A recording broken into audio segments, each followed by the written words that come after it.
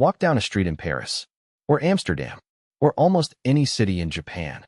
The sidewalks are lined with trees so thick they form a canopy overhead, shading you, cooling the air, making the whole city feel like somewhere worth being.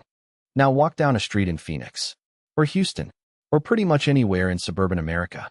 Concrete, asphalt, maybe a struggling shrub and a patch of mulch outside a Walgreens.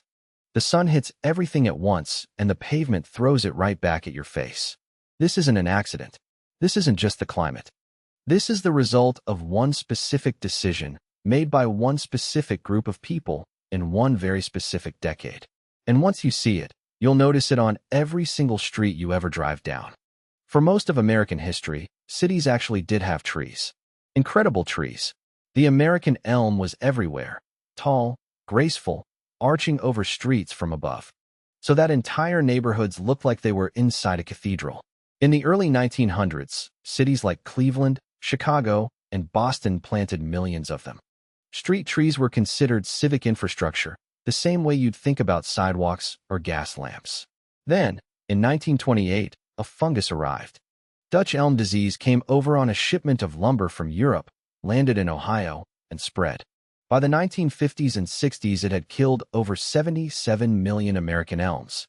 Entire city canopies just gone, block by block, over the course of one generation. It was one of the worst ecological disasters in American urban history, and most people have never heard of it. But here's the part that actually explains what you see today. Cities could have replanted.